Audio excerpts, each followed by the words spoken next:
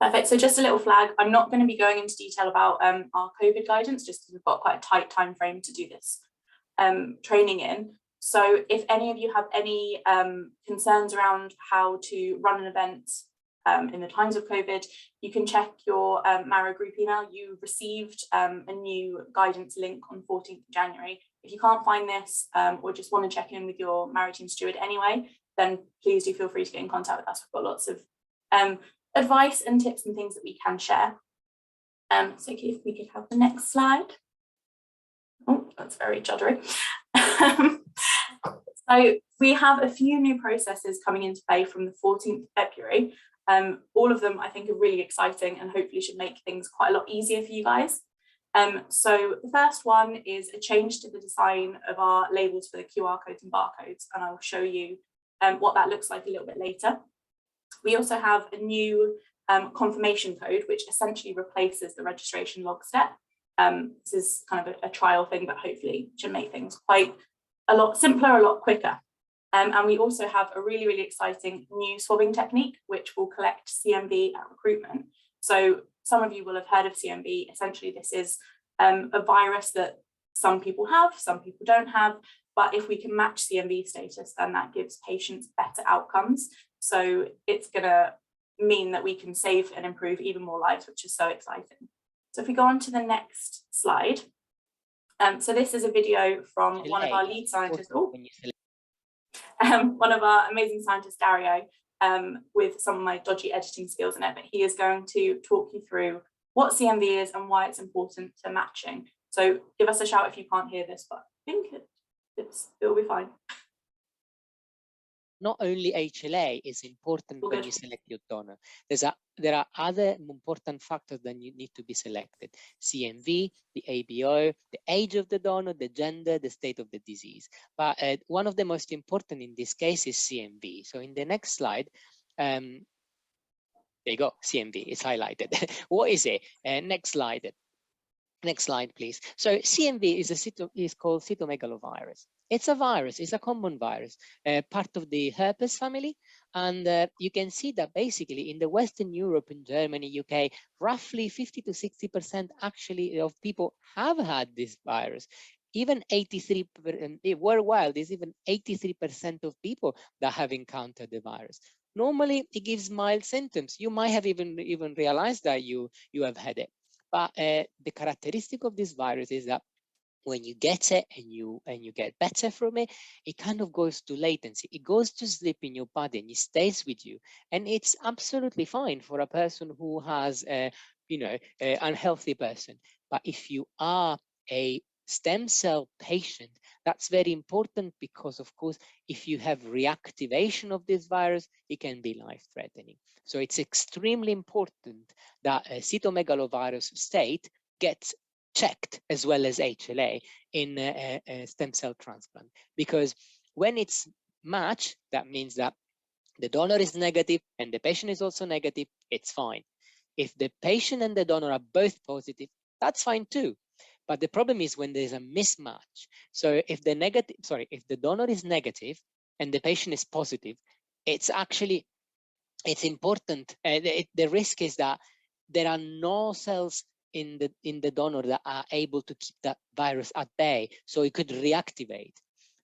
On the other side, if the donor is positive and he gets transplanted into a negative patient, of course, that can infect the patient and it's risky. Imagine having a CMV infection at the same time while you're trying to fight your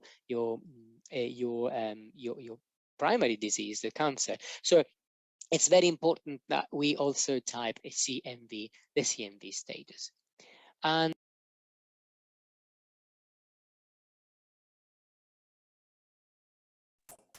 go to the next slide, please. Thank you. I don't know why it's really juddery. But yeah, so hopefully you guys are now as excited as I am about being able to record CMV status. So we do that for all patients anyway. And this new technique will mean that we can do it for all our potential donors. So it will just kind of speed up the process and make sure that we are genuinely getting the best possible donors for the patients. So what I'm going to do now is just run through what a donor recruitment event will look like from beginning to end from the 14th of February. So that's when all these changes come into play. Doesn't matter when you booked in the event, if the physical literal event is on the 14th of February onwards, then you will do this new process. If it's before that, just keep doing what you're doing. You're doing fantastically. But we will send you more updates and kind of comms about it. So don't ever worry that you need to remember all this right here and now. So first step is education. So as you know, education is super important. We need to make sure that we are educating all the potential donors before they have a chance to physically sign up to the register. Obviously, we want to sign up as many people as possible, but we want those donors to be really, really committed and willing to actually go ahead and donate if they do get pulled up as a match. So, you know, the quality donor, the person who is genuinely willing to go through with that is far more important to get on the register than, you know, hitting that 100th donor or hitting that 25th donor. Once they're educated, then you can move on and get them to fill in the online form. And then once they've filled in the form and shown you their confirmation screen, they can complete the swab and no more reg log after that. So that kind of step-by-step remains the same. So if we go on to the next slide.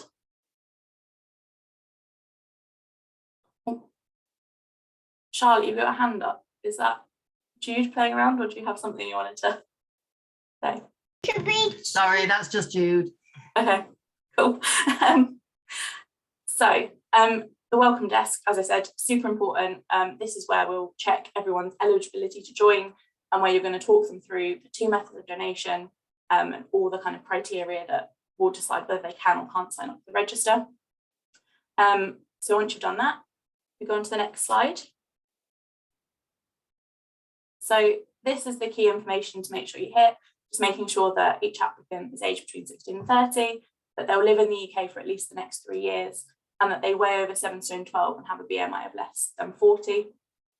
So for the first 2, that's to make sure that we are recruiting the highest kind of quality donors possible in terms of 16 to 30, because we want younger donors. We know that younger donors make better donors.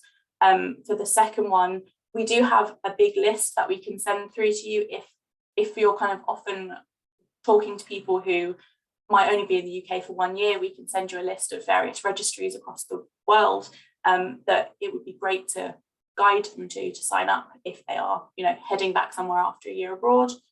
But that one is basically just to make sure that getting them onto our register is the most kind of cost-effective option, whether, you know, if they want to sign up somewhere else, if they're going to be there for more than 3 years, then that makes more sense for them to go on that register once they head back to or wherever they're going.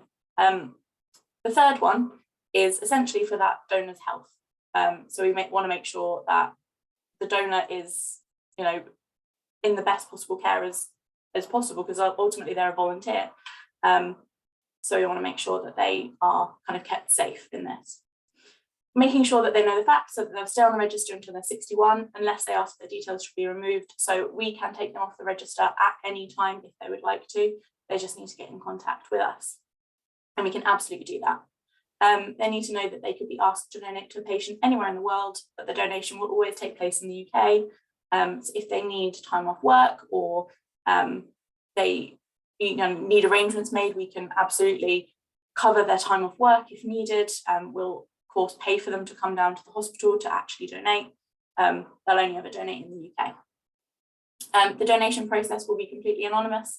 I know lots of people really love the stories of donors and patients meeting, but that is incredibly rare. So if someone seems like they only want to sign up for that eventuality, then just try and manage expectations a little bit.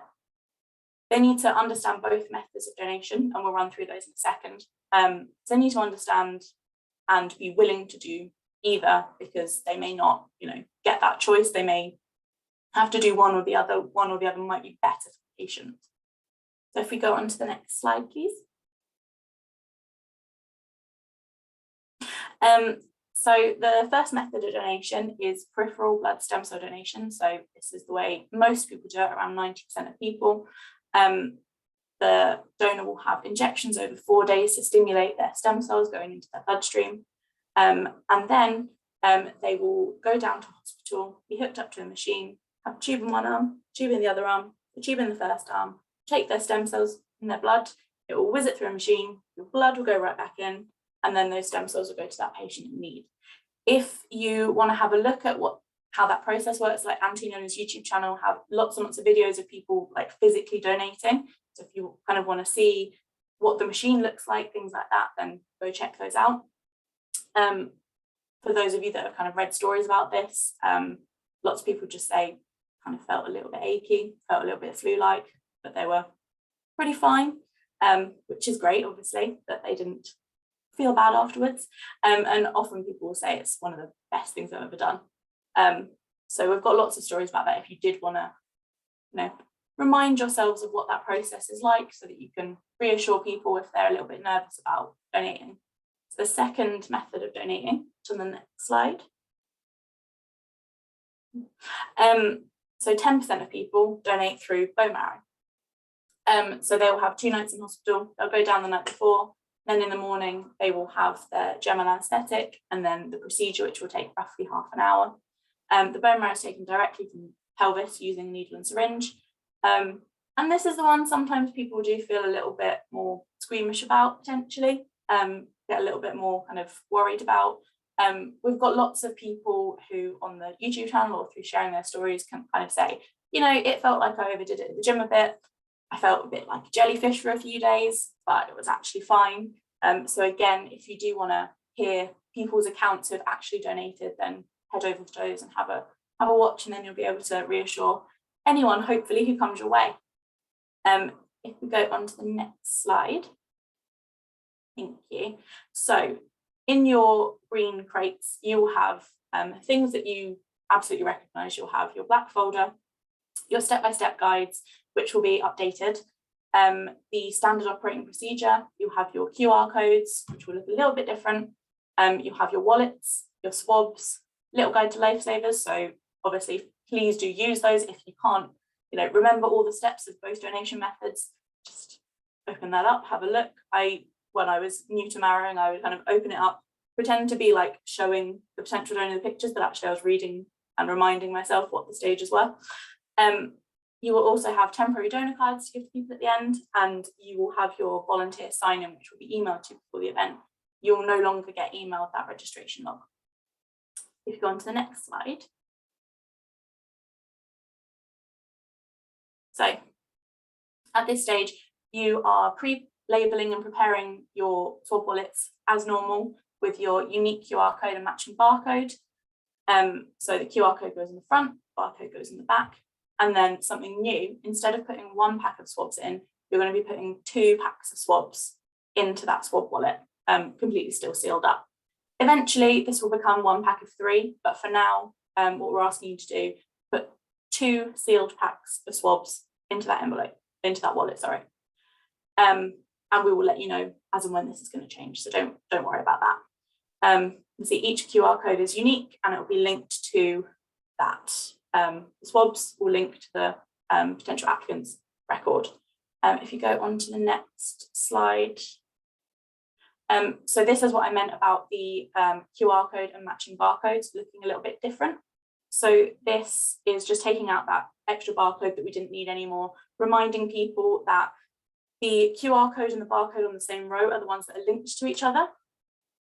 So we have had a few instances where the QR code and barcode didn't match. So just make sure that what you're doing is choosing the QR code and barcode from the same row. They have the same sample ID on. So they basically match each other to make sure that the QR code with the sample ID that ends in 84, for example, is on the front, and the equivalent sample ID number with barcode on it is in the back. Just make sure that they do match. Go on to the next slide. So again, as you normally do, wallet is given to the potential recruit. They're asked to write their date of birth and initials onto the wallet and hold on to it, just to make sure that if a couple of people are signing up together, they put their wallets down, they get them confused, they know whose wallet is whose, and they can easily rectify that if they do get mixed up at any point. But please do remind them to keep a hold of it so that we can hopefully avoid that happening in the first place. If we go on to the next slide, please. So hopefully for a lot of you that have been running events this year, this will look very familiar. So the potential applicant is then directed to scan the QR code, and that will bring up their unique online application form. They will then kind of go ahead, get started, and it will take them to the education page. So if we go on to the next slide. Just a quick flag at this point. So we are still having this issue where sometimes the QR code will say it's already been used. Obviously, we'll keep you updated if this, as and when this gets fixed. But for now, just try and urge people to use their phone camera rather than a QR code scanning app. We know that's sometimes been the issue. A Marrow group also worked out recently that if you advise the person to go through Snapchat, it normally works. So if they scan it through their Snapchat app, that's often a good fix for this. But if they try it and it doesn't work, just discard that wallet, give them a new one and get them to scan that. If after 3 times it's still not working, give them your online link. If they really are genuinely dedicated to signing up to the register, they hopefully will sign up in their own time. If we go on to the next slide, please. So this is the first page that the potential donor will see. So this has all our education messages and FAQs about what joining the register involves, the methods of donation, that kind of thing. But we would still absolutely love for you to make sure that you are getting those education messages in that first chat, because of course people are going to scroll through this, tick that they've read it and not necessarily have read it. So it's just another check to make sure people genuinely do know what they're signing up to. So if we head on to the next slide, please. So you then will have them on your application starts here, and up at the top within that green box that you can see on the screen, they should have their sample ID number, which is the same ID number that is on their QR code and barcode. So just get them to check that that number is the same, and then they can carry on assuming it's the same. If it's not, then get them to rescan using the QR code. We carry on. So for those of you that haven't seen the application form, this is how it starts. It just does those checks of, are they between 16 and 30? Do they live in the UK? Kind of height and weight, those steps, just to make sure that they can join the register and catch them early so that we're not wasting their time as well. So the next one, these are, if they answer yes to these, that will also mean that unfortunately they can't join the register. If they do answer yes, a reason as to why they can't join the register will pop up on the screen, but they still might come to you with questions. You do have those big medical guidelines books in your green box, so make sure that you know where they are and that you're using them if you need to. If people do have medical questions, they should be covered in that. If we go on to the next slide. So this is where people will pop in their contact details. The one thing really to flag with you here is that .ac.uk email addresses will generate a message asking the applicant to enter something different, just because student email addresses tend to expire within 3 years or 5 years or whatever, however long the person's degree course is. We're looking ideally for something that, will be a longer serving email address for that person than that one, just so we don't lose contact. Most people will have an alternative email address, so it shouldn't be an issue. If it is, then I'm sure hopefully a friend or someone will be able to provide an email address that they can put in there. On to the next slide. So you will have an update later about how this gender section is changing, but it won't be changing until around the middle end of March time. So if someone does come to you and like ask why we only have male and female gender options, please do let them know that it's Anti-Learning's fault. It's not you guys as volunteers' fault. Make sure you blame us if people aren't happy with it, and just ask them to select whichever gender they feel most comfortable putting down, and then there's a free text box later on if they're happy to put their sex assigned at birth. That would be really, really helpful for us when it comes to later down the line if they are a potential match. We also have the ethnicity section, which is longer than this. It's just all that could fit on the screen. So it would be great if they could also select their kind of ethnic background, the one that they most identify with based on their kind of heritage. So if we go to the next slide. So these are reasons that won't necessarily stop them from joining the register. It's just to make sure that they are in, the safest hands possible. The medical team might need to know this information if they were to donate. So it's just really great if they do tick any one of those boxes, or they have been refused as a blood donor, for example. There's a free text box, so if they can provide us with as much information as possible, that would be brilliant. Some of you will also remember that we used to have an additional medical details form. That is being replaced by this free text box. They can put in as much detail as they need to. So if we go on to the next slide. Thank you. So this is where they will pop in alternative contact details. So just make sure you reassure them that we're not going to be calling their granny at 2 a.m. with some sort of marketing ploy. This is only if they come up as a potential match and we can't get in contact with them through the contact details that they've provided earlier. This is the only time we'll ever get in contact with this person. Ideally, we'll have phone number, email address, and address. If they only have 2 out of 3, that is not absolute worst case scenario. Just please say to them that it'd be great if they could update those details as soon as they have more information that they can provide. Ideally, it would be someone that doesn't live at the same address as them. If you've got, a grandparent or an aunt or an uncle that don't live at the same address, that would be kind of perfect candidate, really, and pop down. If you can go on to the next slide. Thank you. So this is just another check to make sure that they're really happy with what they've signed up to. They're completely committed to going through with the process, and that they're also not on a different registry, because we do have a few people, lovely, wonderful human beings who want to help as many charities as they possibly can. Sometimes sign up to DKMS and Antinolin and the British Bone Marrow Registry. That's completely unnecessary because we all kind of share information. So if they're signed up elsewhere, then they absolutely don't need to sign up with us. In fact, we'd rather they didn't, because then they'll come up twice when we search. That wouldn't be ideal. So just make sure that they confirm that they've read and understood, tick that, and then they can move on to the next step.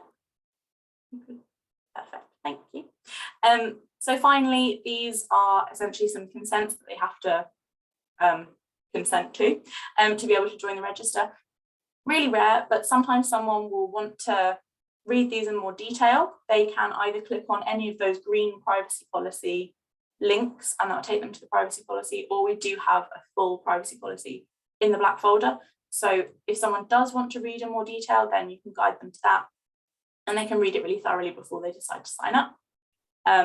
But most times people will just tick the box and then they will be good to go.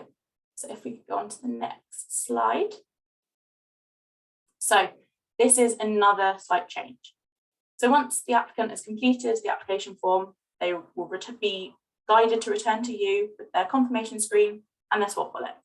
So as you normally do, just ask the applicant to check that the wallet has their initials and their date of birth on it, and then check that the completion screen has their confirmation code on it. So you can see what the new finishing kind of screen, completion screen will look like. If the applicant doesn't complete the form fully, then the confirmation page won't pop up. If they don't complete the form fully, then their swab shouldn't be taken because their form isn't saved on our system at that point.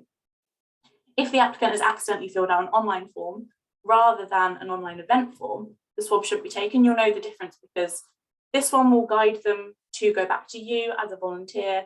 If they've accidentally filled out a kind of generic online form, then it will say that their swabs will be with them in the post within a couple of weeks. So you'll know that there is a difference there. So if we go on to the next screen, please. So before you ask them to swab, can you please get them to write their confirmation code onto the swab wallet alongside their initials and date of birth. At some point, the wallets are going to be changed to give a specific section for that confirmation code to be written on. But for now, just write them anywhere, get them to write them anywhere that there's space. Essentially, what the confirmation code will do is it replaces that reg log. It just means that if there are any issues, if there are any reasons that we need to get in contact with them after they've signed up to the register, we can get in contact with them. It serves the exact same purpose as that reg log. We can unite the application form with the swab. We just need them to fill in less details than that reg log. So hopefully will cut your workload down at the events as well. So the applicant shouldn't do their swabs until they have their confirmation code on their wallet. So just make sure they write that down first. And then if there is no code, but there's they've received a thank you email, or you can see that it says next step, swab your cheeks, then just write on the wallet no code, and check that the wallet has their initials and date of birth, and then just send them back to our labs as normal and they will check. As I said, this is really new, so it might be that it's a computer glitch, or it might be that they have signed up online and haven't, like through that online application form, we haven't quite clocked that. But our labs will do that investigation, so you don't need to do that yourselves. If we go on to the next slide, please. So how swabbing is going to change is basically to get someone's CMV status, we need an extra swab. We need to be able to send those to our labs and they will analyse that extra swab specifically for CMV. And that does involve a different swabbing technique as well, which I'll go through. For now, what we're doing is we've got lots of packs of the swabs that you will recognise. We've got lots of 2 swabs in 1 packet. We want to use those up first because we want to make sure that we're using them, we've paid the money for them, we want to use them up. And then once they're all used up, we will go on to swabs, a pack of 3 in 1 swab packet. So for now, we don't have a set date yet. For now, we use those dual swabs. So just get people to do 4 swabs. It's simpler to just get them to do the 4 than do 3 and then throw away 1. So just ask them to do all 4. If the person's details are correct, and they're good to go on the swabbing, then just ask the applicant to open the swab from the plastic end and then hold them at the bottom. Make sure the applicant keeps hold of their own swabs and wallet and then follows the instructions that you give them.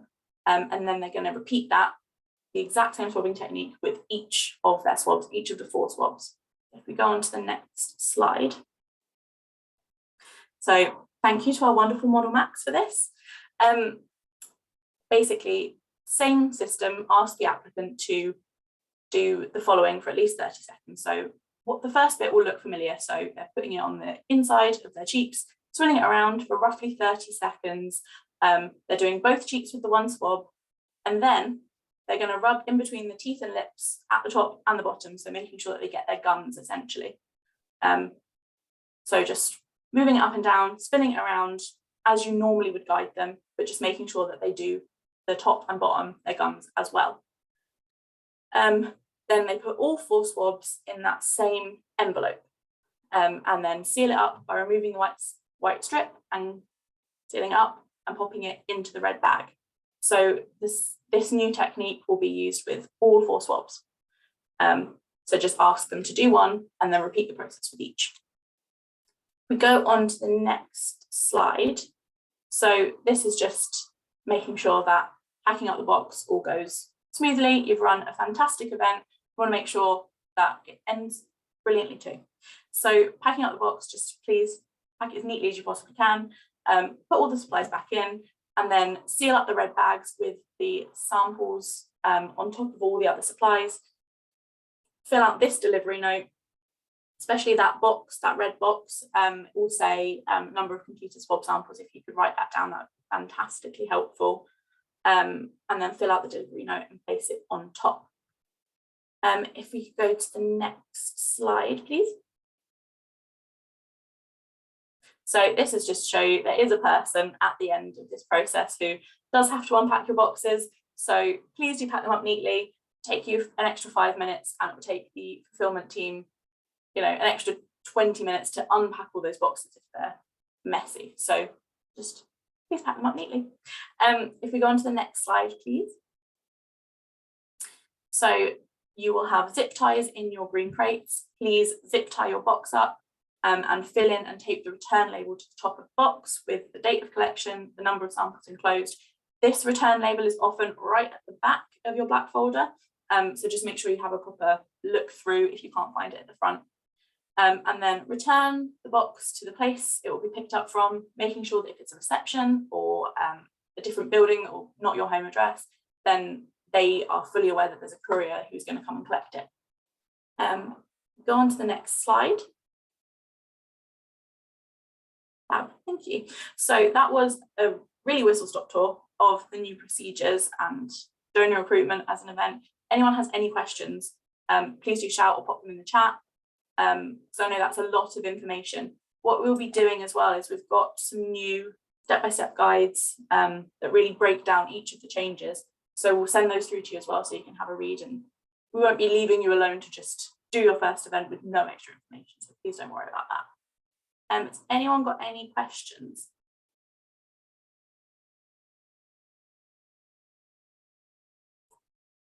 If the QR code doesn't scan and says it's already been used, do we have to throw away the wallet? So when I say throw away, if you just throw it back into your kind of box of used supplies, put it in your bin bag or whatever. But yes, you throw it away, you don't use that one. Yeah.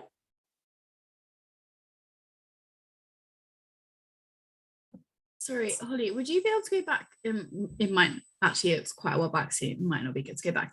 But you know how you were saying about putting different swabs in envelopes?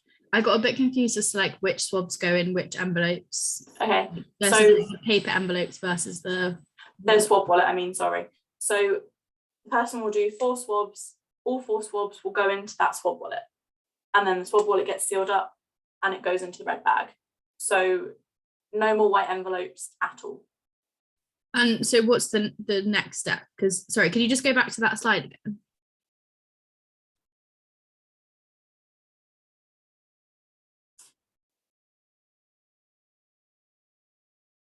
So 2 packs of swabs, eventually this will become 1 pack of 3. As in, not as in the packs of swab, as in like the plastic thing that they come in. Is that what it means by packs of swabs? Yeah, so you know how if you rip off a swab pack from the rest of the bunch, there's literally 2 swabs in 1 plastic packaging. So what you do now is give 2 sets of plastic packaging, so 4 swabs in total, to the person. They will do all 4 swabs and then pop them in their wallet as they would normally do. What is eventually going to happen is we will be providing a plastic packaging that has 3 swabs within it. So rather than doing the 2 sets of 2, you'll only have to do 1 set of 3. Does that make sense? Yeah? Yeah. Okay, good. Let me know if it doesn't though, because if it doesn't, I'm sure it doesn't make sense to a lot of other people too that are maybe a bit too nervous to say. Good. There's a couple more questions, Holly. Yeah. So go on. Is it 30 seconds per swab or 30 seconds per stage of swabbing? The information that I have, the way I understand it, is it's 30 seconds per swab. But that is one of those questions where I was certain of it until you asked me, so I'm going to go away and check that. And I will let you know. Let me write that down. That's how I understand it as well, Holly. So okay, cool.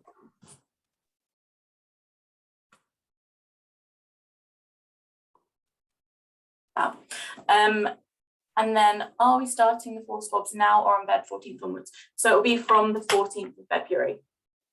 So any event you've got from now until the 13th of February, do exactly what you've always already been doing. From anything from the 14th of February onwards, that's when you do the 4 swabs. We'll send you out like a reminder and things on Facebook, and for any events that you've got coming up, we'll let you know, we'll flag it to you. So please don't worry too much about the timings of it. We'll make sure to remind you for events post the 13th. Do they swab the cheeks plus gums with all 4 of the swabs? Yes. So each swab, they do the exact same process. So for swab 1, they do left cheek, right cheek, in between the top gums, in between the bottom gums, and then they do the exact same for the others. Is there a different swabbing method for the CMV swabs compared to the normal ones? No, so basically, we're just going to do the same process for all 4 swabs. It's essentially, that's just the most thorough swabbing process that we'll need for any of the swabs. So it just makes sense for ease for the donor to do it like that. And also then labs can just test each and any one of the swabs for each thing that they need to test. don't know if I've just given too much information and overcomplicated that.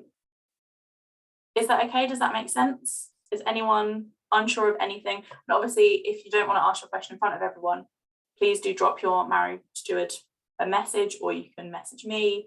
Like, please don't sit on your questions if you think they're a silly question and you don't want to ask it. I promise it's not a silly question. It took me a while to get my head around, so I'm sure it's a lot of information for you guys as well.